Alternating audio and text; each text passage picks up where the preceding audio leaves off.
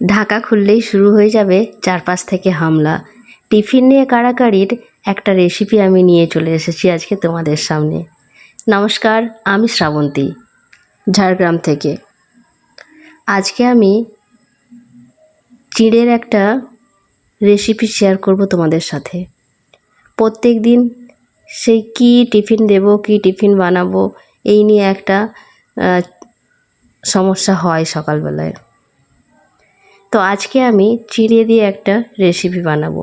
তার জন্য চিড়েগুলোকে জল দিয়ে ভালো করে ধুয়ে ভিজিয়ে রেখে দেব 4-5 মিনিট মতো।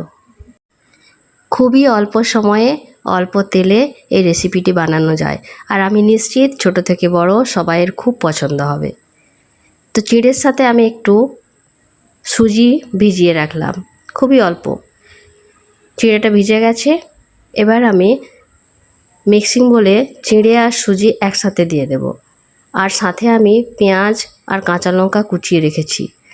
পেঁয়াজ কাঁচা লঙ্কা ছাড়াও গাজর, অন্যান্য সবজি থাকলে দিতে পারো, কোনো অসুবিধা নেই।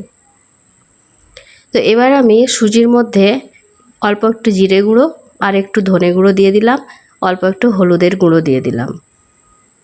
ভালো করে পেস্ট করে নিলাম।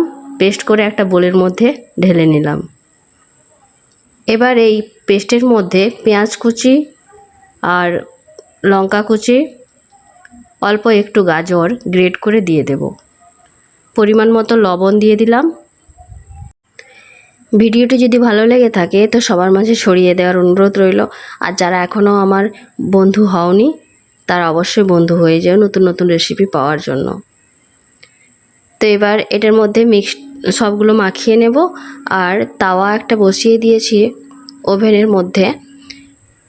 অল্প একটু তেল দিয়ে একটু জলের ছিটা দিয়ে দেব। খুবই অল্প তেল দিয়েছি। এই তেলের মধ্যেই আমি এবার চামচের সাহায্যে অল্প অল্প করে দিয়ে দেব। ওপর থেকে 2-3 মিনিটের জন্য একটা ঢাকনা দিয়ে দেব। ঢাকনা খুললেই এপিট ওপিট ভেজে নিলেই রেডি হয়ে যাবে এই চিড়ের রেসিপিটা। বাড়িতে অবশ্যই বানিও। সস বা কোনো চাটনির সাথে গরম গরম খেয়ে জানাতে ভুলো না কেমন হয়েছে আমার রেসিপি। তো রেডি হয়ে গেছে এই চিড়ার রেসিপিটা। কেমন লাগলো কমেন্ট সেকশনে অবশ্যই জানিও। আবার দেখা হবে নতুন কোনো ভিডিওতে, নতুন কোনো রেসিপিতে। ভালো থেকো, সুস্থ থেকো। ধন্যবাদ।